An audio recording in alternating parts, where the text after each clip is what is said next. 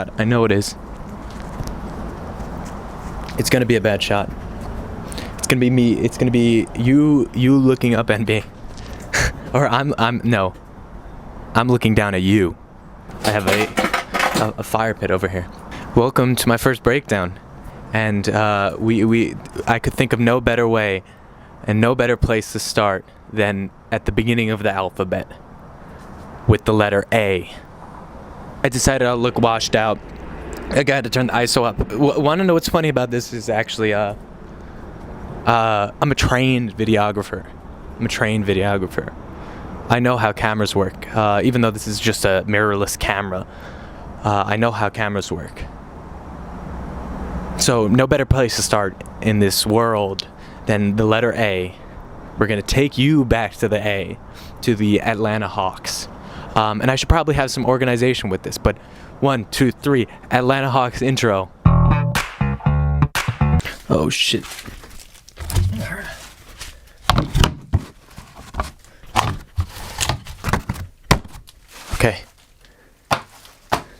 Okay. I restarted the video about the Atlanta Hawks because I didn't like anything I said in that. I feel like I had no organizations, but going forward, we're going to have organization because we're going to figure this out together. Let's start with NBA coach for the Atlanta Hawks, Nate McMillan. Nate McMillan is a basketball coach who played in the league for a little bit. It wasn't too crazy good, and he's bald, just like Trey.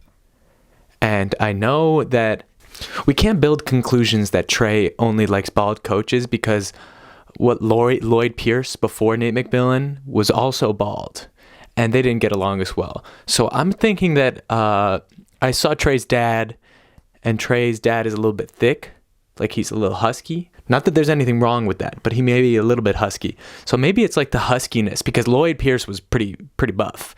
I mean, I wouldn't say buff, but he easily trained. Nate McMillan probably enjoys a lot of food, and not that there's anything wrong with that. He's an amazing coach.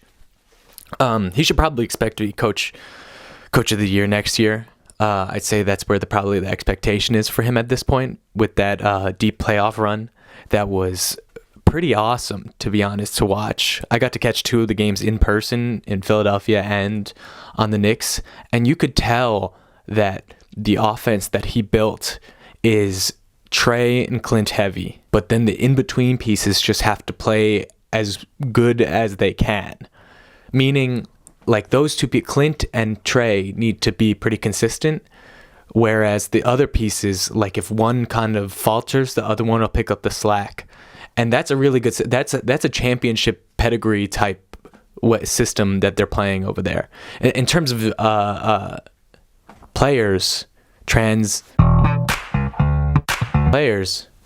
we're going to talk about 3 players that we have to watch. And that first player is Deandre Hunter. Now, any video that you see, I feel like Deandre Hunter is too talked about at this point, I'd say, where you used to sort of like just be like, oh, it was an underground thing to talk about Deandre Hunter. As they got into the playoffs, it seems like there's not too many talking points about the team. So the injury status of Deandre Hunter and how good he is now the main talking point about the Atlanta Hawks. But despite that, he's still an important thing to talk about when talking about their team going forward. As we talked about earlier, Nate McMillan's offense relies on Trey and Clint doing their thing consistently, and then the other pieces trying their best. Deandre Hunter is the best at trying his best, if that makes sense. If he develops his offense a little bit more, like just even like a little bit more, despite him being, 2 years into the league, this will be his 3rd, he's so good.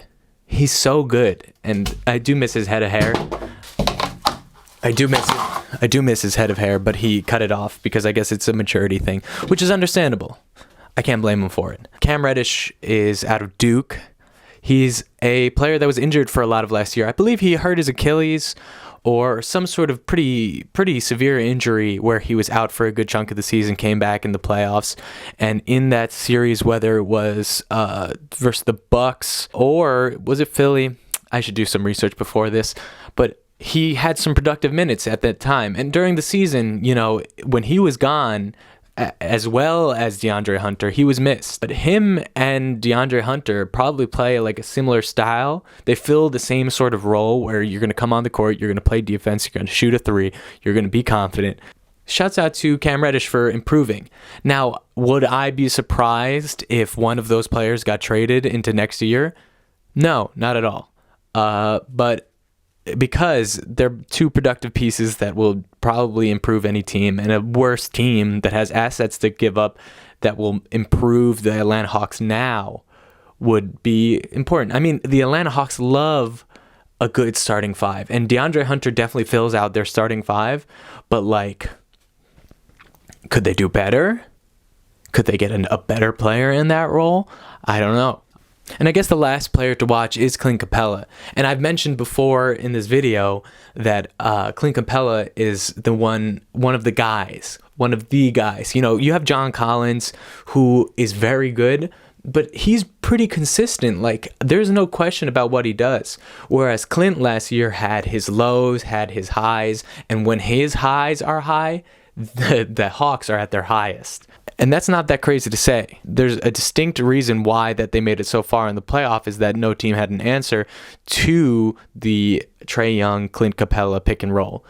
It is fantastic because Clint is a big body, traded for fucking, what was it? He got traded for Robert Covington. Him and Nene went to the Hawks in that like 4-team trade where it was like Gerald Green and Shabazz Napier, and like I think Houston received fucking Robert Covington and then like 2 second-round picks, and there was another player in there, but it probably, because it didn't stick, it probably didn't translate to that well in the team.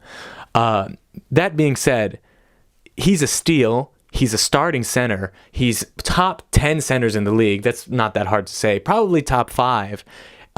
And he literally just has to find his footing within the game. The confidence has to go up because that he's in this role. He's always had confidence. He's always been in big moments, but he needs more confidence in terms of going out there every single night and performing adequately and consistently. Because if he's moving around and he's not lazy and he's motivated and he's conditioned, he's going to be one of the best players on the court. Well, where they're going to end up in the standings is going to be right around where they were last year. The Eastern Conference continues to get a little bit better, not too much better. This is a great team to start off the breakdown of NBA teams because they're just so much fun to watch. I mean, if you've never watched one of the Atlanta Hawks games, please catch one this season. If you get like an NBA League Pass free trial, or if you buy it for the season, please watch a Hawks game.